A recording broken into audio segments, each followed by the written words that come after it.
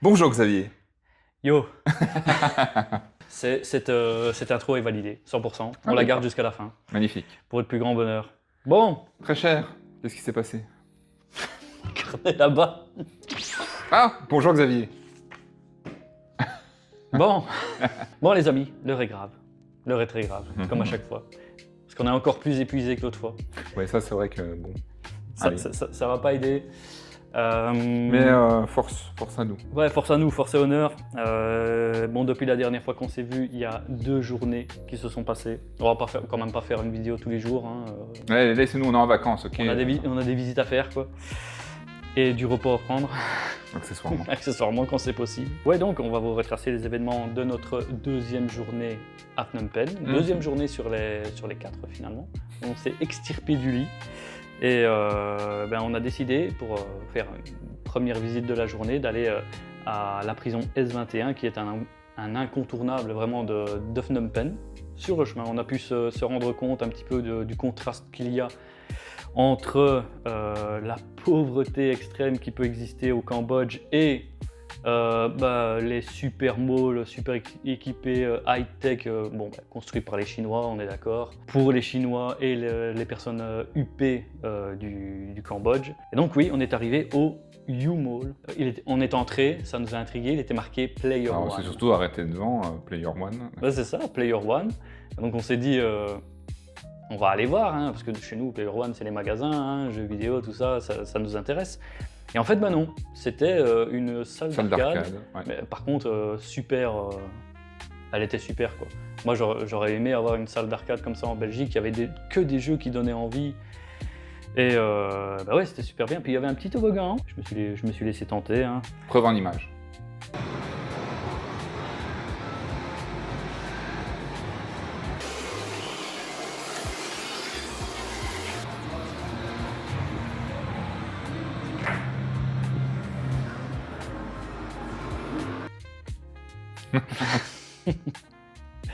Mais donc voilà, après le U-Mall, bah, on a marché jusqu'à S21.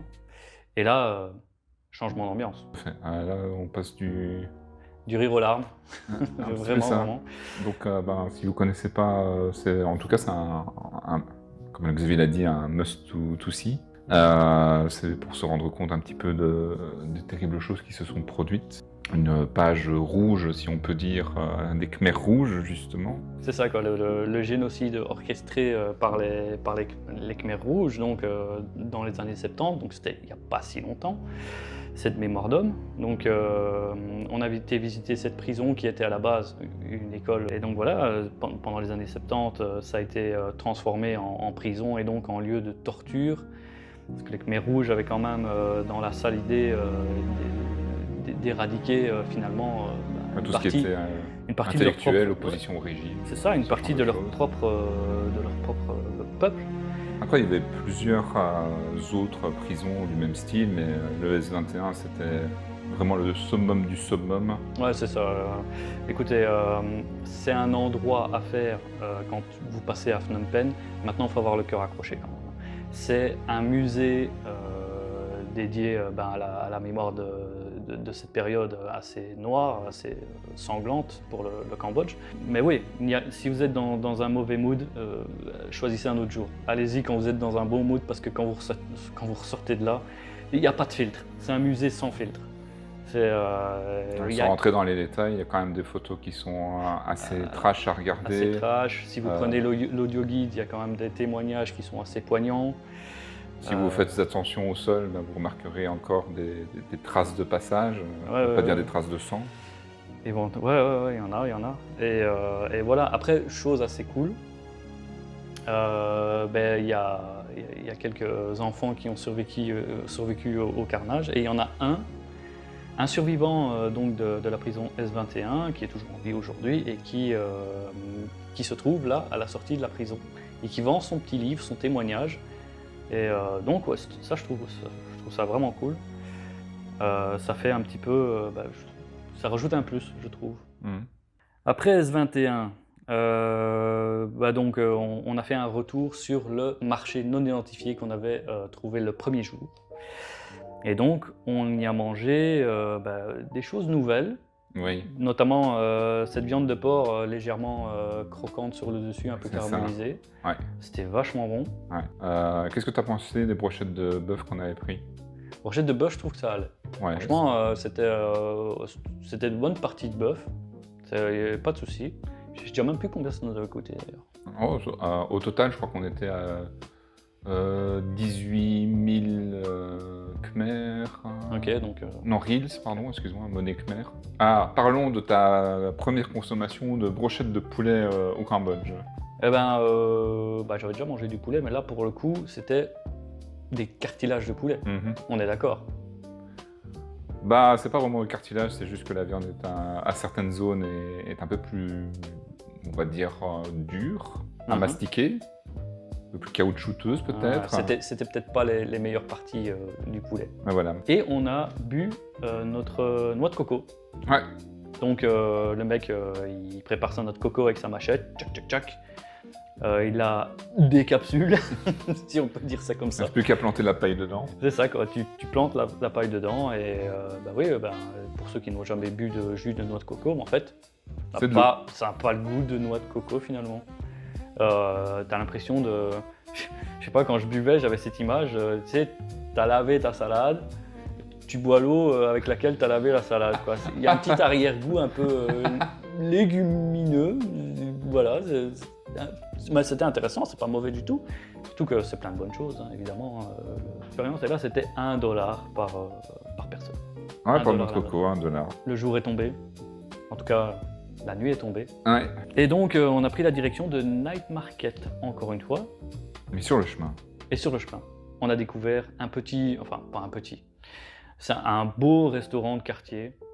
Où, c'était très, très typique. Ouais, voilà, on va dire que c'était très typique. C'était très typique, voilà. Donc il n'y avait que des Cambodgiens C'est à ça. table, il y en avait beaucoup d'ailleurs. C'est C'est ça, vraiment aucun les- étranger parce qu'on était un petit peu hors des sentiers battus. On aime bien ça. Ouais. On avait fait une belle commande. On avait fait ça, la technique du gros doigt à bout du nœud qui tu veux ça. Qu'est-ce qu'on avait mangé encore sur place Tu avais choisi, toi de ton côté, tu avais demandé des espèces de boulettes de poisson avec à l'intérieur leur espèce d'haricots Ouais, l'espèce spécifiques de à chez eux. Ouais, c'est un mélange. En tout cas, visuellement, ça ressemblait un petit peu aux jeunes oignons, Oui, je bah, trouve. Hein. Bah, maintenant, dans le goût, c'était pas ça. avec ça on avait commandé en accompagnement un riz sauté avec un œuf dégoulinant. Et, Et moi j'avais commandé. on Tiens, avait commandé. On va essayer. J'ai pris des grenouilles frites.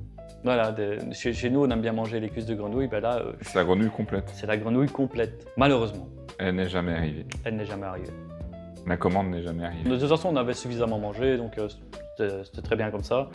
Mais on a eu en cadeau quand même. Ouais, on a eu. Enfin, c'était même pas à cause de ça. Hein. Non, c'était pas à cause de pendant ça, le c'était de repas. bon On nous cœur. a proposé des espèces de chips de bananes C'est ça. qui c'était sympa. Ouais. Mais par contre, une découverte très sympa qu'il y avait en plus avec, c'était des feuilles. Je pense que c'était des feuilles de citronnelle. Ce sont Et en bons, bouche, ça tapait bien. Ah ouais, C'était ça tape. bien sympa. Ça, c'est une explosion de saveur.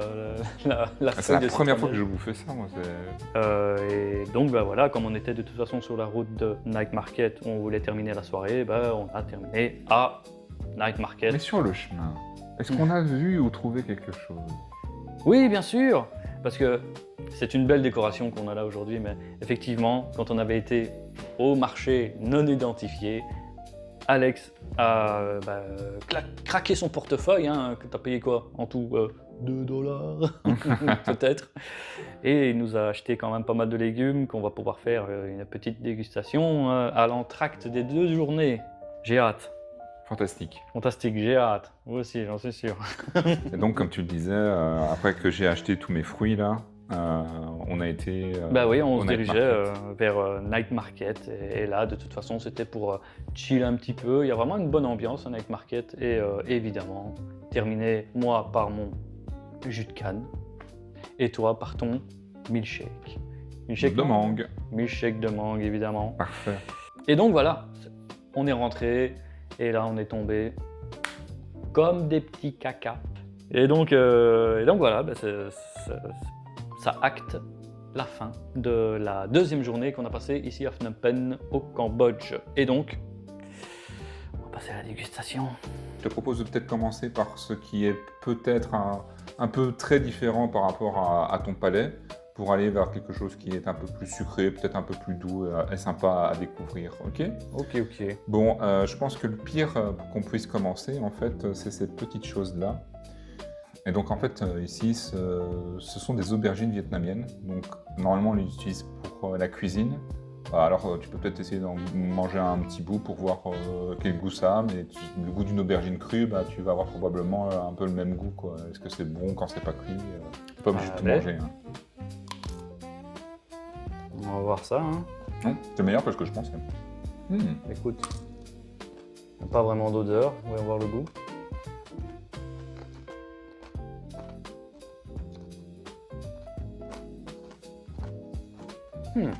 Allez, c'est pas si mal. Il n'y aurait même pas à dire à quoi ça ressemble en fait. Je te propose d'enchaîner. Donc le deuxième qui est peut-être assez différent de ce que tu as l'habitude de manger. C'est ce qu'on a, on a l'habitude d'appeler communément un melon amer. Tu peux le prendre. Donc voilà. Ah, ok. Ouais, tu sens bien l'amertume. Voyons Tu voir. te demandes vraiment si ça se mange en fait. Melon amer. Allez, goûtons.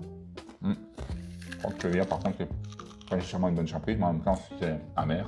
On n'est pas obligé de tout manger. Hein. Pour le coup, c'est amer. Hein. On a encore plein de choses à découvrir, donc si tu veux, tu le proposes.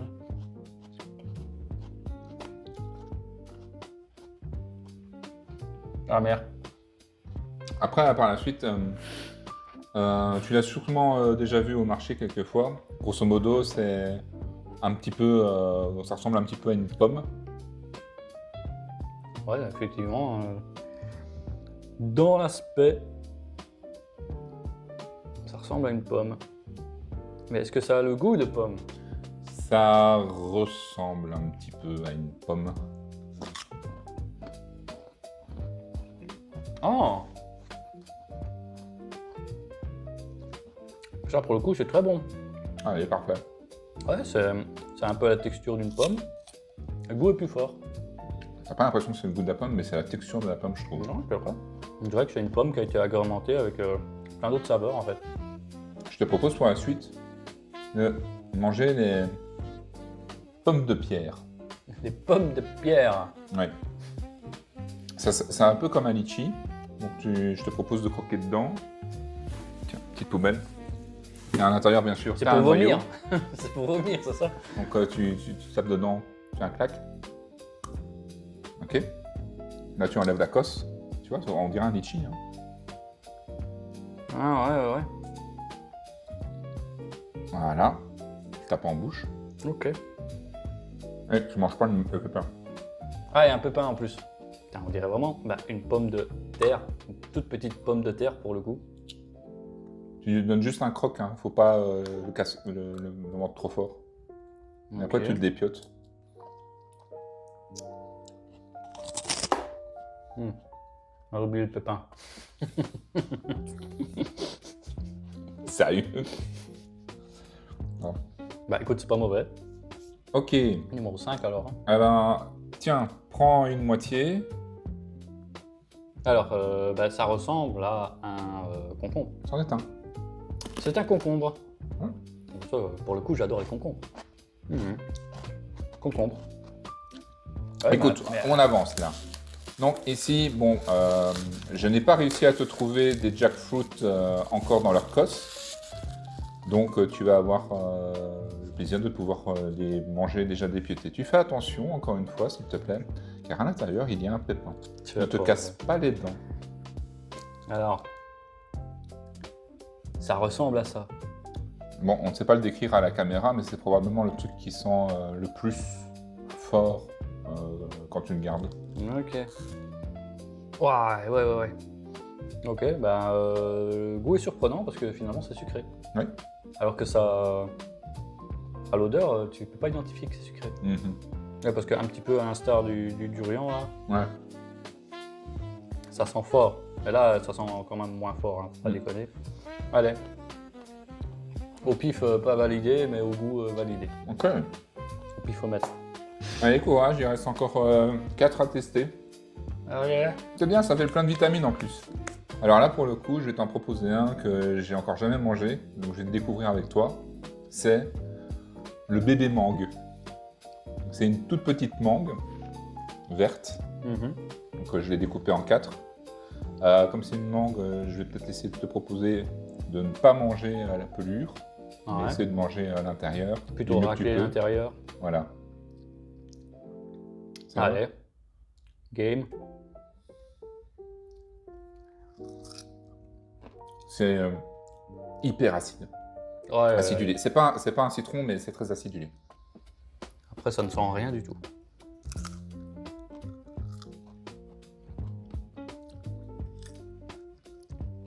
T'as vraiment effectivement l'impression de croquer dans un citron. Ah ouais. Bon ben.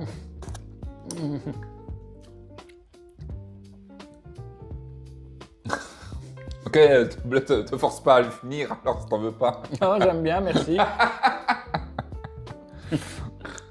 Je te propose d'enchaîner avec Le papa mangue. le papa mangue. Voilà, j'ai essayé de le découper au mieux. Je l'ai un peu charcuté avec les moyens du bord. Ça a été compliqué, d'accord. Mais voilà. Si tu as l'habitude de manger de la mangue en Belgique, tu vas voir que c'est quand même autre chose ici. Ok. J'ai pas l'habitude de manger de la mangue en Belgique. Je n'aime pas trop ça, mais je vais te faire honneur parce que tu m'as dit que c'était quand même différent. Voilà. Donc, on y va. Et donc en fait, si tu veux, les mangues chez nous, elles sont quand même assez dures là. Pour les découper, c'est vraiment des lamelles. Alors qu'ici, c'est vraiment très tendre et tu peux très facilement venir taper dedans. De plus, c'est extrêmement savoureux. Bah écoute, je suis vraiment pas fan des mangues. Je suis pas un addict des mangues, vraiment, mais là, pour le coup, ça passe. Allez, fantastique. Je vais valider. Après, c'est pas pour ça que je vais manger tout. Ok. Mais il est bien, il est bien. Qu'est-ce qu'il nous reste? Il nous en reste 2. Alors là, vraiment, c'est du fruit tropical de Tropical. Tropique. Donc, s'il te plaît. Alors, ouais. Je vais essayer de pas foutre. Ça, tu sais? C'est les grenades, non? Non. C'est quoi alors? Ouais, c'est le fameux fruit de la passion. Oh! C'est donc ça. Donc là, par contre, je t'invite à prendre ta cuillère. Allez, Santé. santé alors. Fruit de la passion. Vas-y, Francky. J'avoue qu'il est plus acide que ce à quoi je m'attendais. Mais c'est bon quand même! Oui. Écoute, fruit de la passion. Mhm. À part, tu sais, genre des milkshakes ou des yaourts qui te disent fruit de la passion. Bah, je vais pas manger, donc c'est très bien. Belle découverte. Allez, fantastique. Et enfin, Et enfin, pour terminer. le top over the top. Ah, je sais pas, tu vas goûter ça. Mais tu en as certainement déjà entendu parler à de maintes reprises. Mais est-ce que tu en as déjà goûté? Jamais. Alors ça va être une grande première du coup.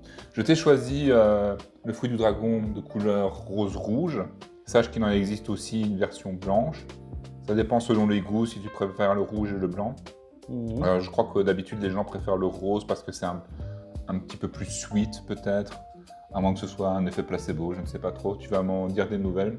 Si ça t'intéresse, si tu aimes bien, on pourra peut-être tester un blanc une prochaine fois. Allez. À Tu qui fais attention, ça fait des grosses taches, genre betterave rouge, ça tâche. Ah d'accord, donc si on veut récupérer la caution. Putain, j'espère que tu l'as filmé. C'est filmé. Ça n'aura pas duré. Ma caution. Adieu ma caution. Catastrophe. Allez, on essaye de ne pas faire de conneries encore. Alors encore une fois, le goût est indéfinissable. C'est pas sucré, pas tant que ça.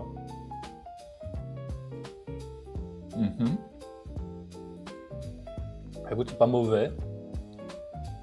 J'ai pas jusqu'à dire que c'est bon, mais ça passe. Jackfruit, fruit de la passion. Ah, le fruit du jacquier. Parce que, ouais, c'est bon, mais il y a quand même cette petite odeur un petit peu particulière. Ok, d'accord. Hein, L'odeur que tu as quand tu retires tes chaussures après une longue journée de marche. Ensuite, je mettrais... Qu'est-ce qui restait? La pomme et le fruit de la passion. Le fruit de la passion. En 2. Ok. Ouais. Et la pomme. Ah, Ouais, allez. l'espèce de Ah. pomme là qui est vraiment très savoureuse. Hein. Parfait, C'est incroyable. Ouais, Allez. je suis sûr de mon choix. Après ce délicieux casse-dalle.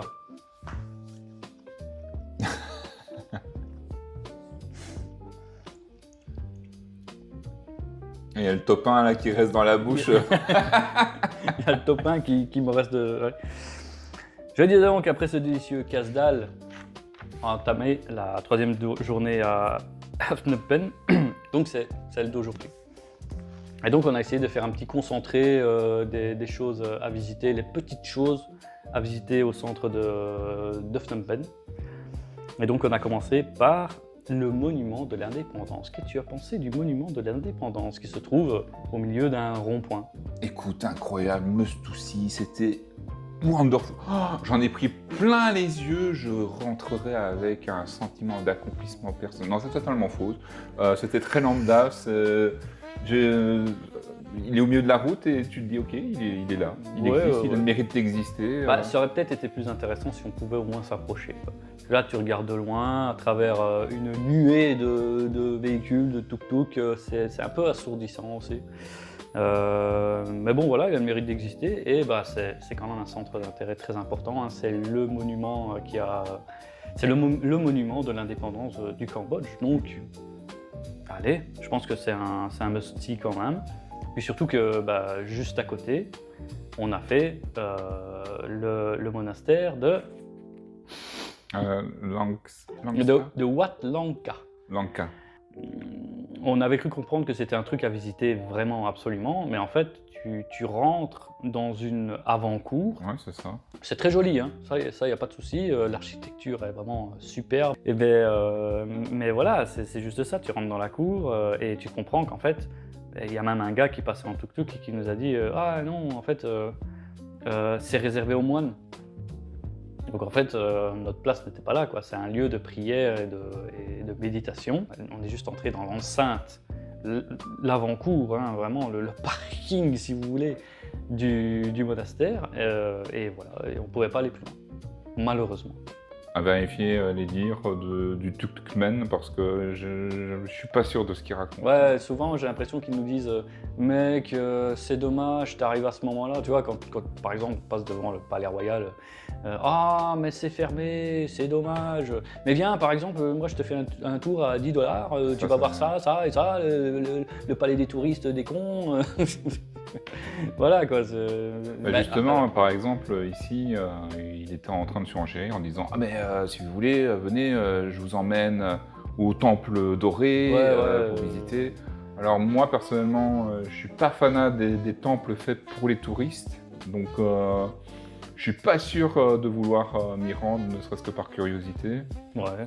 Et donc après ce fameux monastère Wat Lanka, on est allé au musée national et là pour le coup, pépite. Ouais, c'était très bien.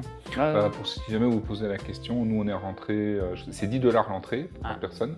Il y a également la possibilité d'avoir un audio guide, mais comme il y a beaucoup d'interférences avec la France, il y a quand même pas mal d'informations retranscrites en français, en anglais et en khmer. Donc je pense que l'audio guide est peut-être pas super nécessaire. Après je ne l'ai pas testé. C'est ça quoi, pas forcément recommandé, surtout que tout est bien expliqué sur des panneaux. Faut juste prendre le temps de lire en fait. On a pu voir vraiment beaucoup de belles pièces de l'art khmer, donc, dont certaines datent de plus de 1300, peut-être même 1400 ans, hein, l'époque pré-angkorienne. Et ouais, c'était marrant parfois de voir aussi dans la description des objets que ça a été en fait rendu dans les années maintenant, très récemment, 2020, 2024, par certains pays parce que finalement le Cambodge a été pillé pendant pas mal d'années, quoi. Et donc Tout cela, ça sans se oublier trouvait la destruction massive lors de la période des Khmers rouges, justement, évidemment, hein, on a où vu toute très belles autre forme choses, de mais bon. religion était interdite et proscrite et on détruisait les figures religieuses Ouais, c'est ça, c'est anciennes. ça. Tout ça a survécu et donc, ouais, c'est déjà une très grande chance d'avoir pu les voir. Et donc, oui, je disais, ça avait été pillé. Et en fait, ça n'a rien à faire dans d'autres pays, en France ou aux États-Unis. Donc, c'est restitué au Cambodge. Et je trouve que c'est comme ça que ça doit aller, quoi. Après, il y avait énormément de divinités hindoues, Ouais, essentiellement parce que lors de la période la plus florissante de l'Empire Khmer, il y avait beaucoup de commerce entre l'Inde jusqu'en Chine, et pour passer le chemin, il fallait passer par l'Empire Khmer. Et donc à ce moment-là, il y avait une époque c'était vraiment une bien route commerciale. florissante. Donc on avait Vishnu et d'autres comme ça qui étaient présents. Mais voilà, c'est assez sympathique de voir un petit peu les interactions entre les pays et à quel point ça s'est implanté dans la culture khmer, en fait. Voilà, beaucoup de belles pièces en grès notamment et beaucoup de bronze aussi. Et après, qu'est-ce qu'on a fait? Après le musée national, on était à Wat Phnom, Oui, effectivement. la colline à $1. Pourquoi tu l'appelles la colline à $1? Parce que moi je trouve ça magnifique. En fait, c'est probablement un des endroits les plus importants à Phnom Penh et ça ne coûte qu'$1. J'ai pas très souvent l'occasion de devoir payer pour rentrer dans un temple. Surtout que ici c'est juste $1 que pour les étrangers. C'est vrai. C'est que pour les étrangers. Foreigner only, $1. Ouais. Après, voilà, ça permet de sauvegarder. Donc, si je me souviens bien, dans les très grandes lignes, il y a de cela fort longtemps, 600 ans si ma mémoire est bonne, lors d'une inondation, il y avait une vieille dame riche, une vieille grand-mère riche, qui a demandé aux autres habitants de sauver un arbre qui flottait, parce que c'était une sorte d'arbre sacré dans la religion khmer. Et en le sauvant, ils ont retrouvé à l'intérieur 3 statues bouddhistes et ils ont vu là un événement divin. Et donc ils se sont dit, ok, là on a trouvé l'arbre, on va monter une espèce de petite colline là comme ça, et on va taper un temple au-dessus avec les 3 statues, et ça va devenir un lieu, un temple assez renommé. C'est ça. Et donc voilà, c'est grâce à grand-maman que... C'est grâce à Madame Pen que ça s'appelle Phnom Penh. Voilà. Et après Wat Phnom, on s'est dirigé vers Central Market, qui est aussi, paraît-il, un passage obligé à faire quand on est à Phnom Penh.